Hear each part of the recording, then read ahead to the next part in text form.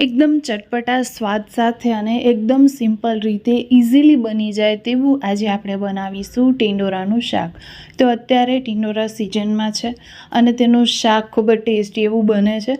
જો ક્યારેય ટ્રાય ન કર્યું હોય તો એક વખત જરૂરથી આ રીતે બનાવીને ટ્રાય કરજો.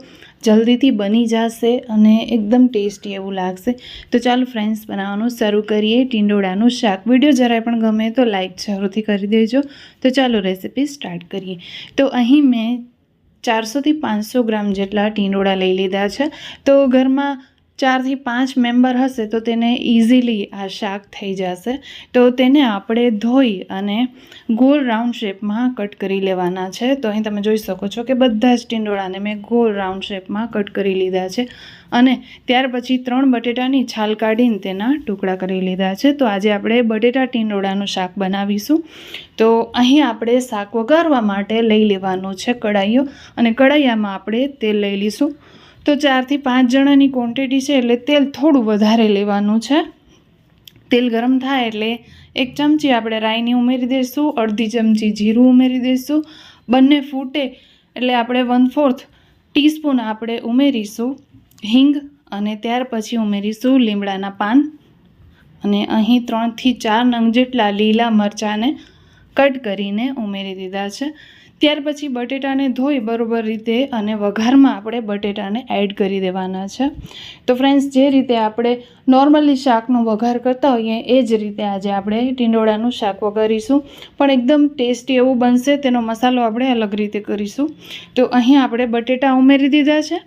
હવે આપણે બધા જ બટેટાને એકદમ સરસ રીતે વઘારમાં મિક્સ કરી લેવાના છે, અને આ બટેટાને આપણે કાચા પાકા કૂક કરી લેવાના છે. તો અહીં તેને 50% કૂક કરી લેવાના છે. સાથે સાથે આપણે સ્વાદ પ્રમાણે મીઠું ઉમેરી દઈશું. તો બધા જ શાકનું મીઠું અહીં મેં ઉમેરી દીધું છે. ફરી પાછું આપણે તેને મિક્સ કરી લઈશું, અને બટેટા જલ્દી જ રંધાઈ જાય એના માટે આપણે તેને ઢાંકીને પકવીશું, જેથી કરીને બટેટા જે છે એ જલ્દીથી જ કૂક થઈ જશે. તો અહીં આપણે ઢાંકીને તેને પકવી લઈશું.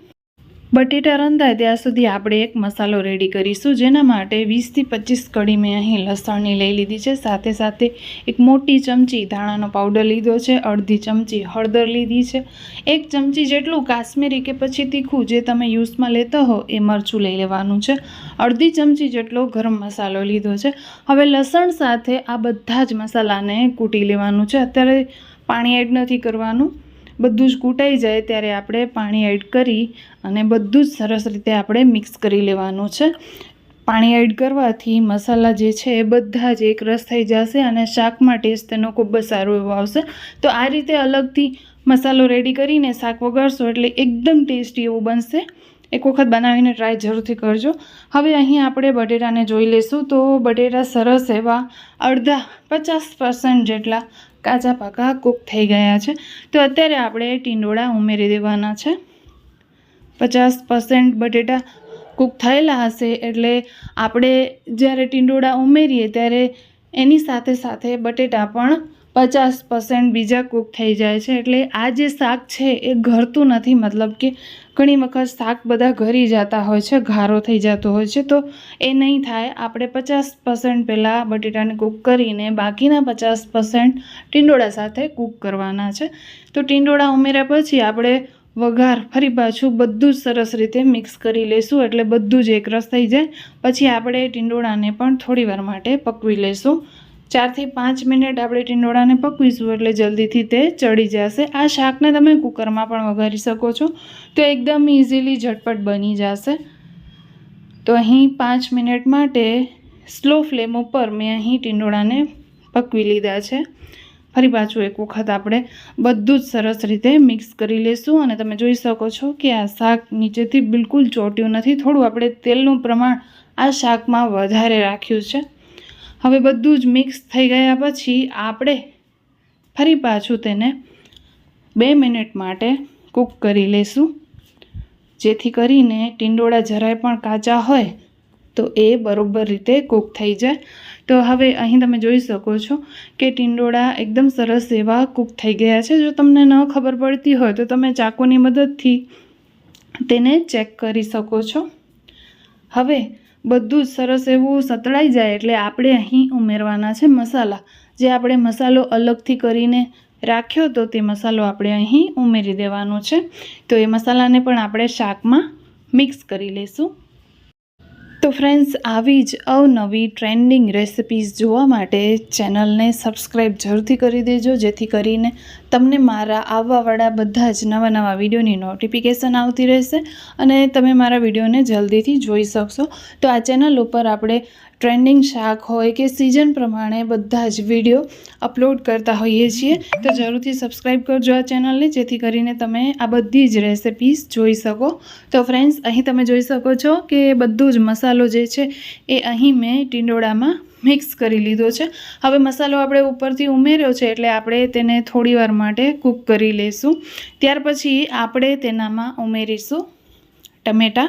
તો અહીં ટમેટાં લાસ્ટમાં જ ઉમેરવાના છે,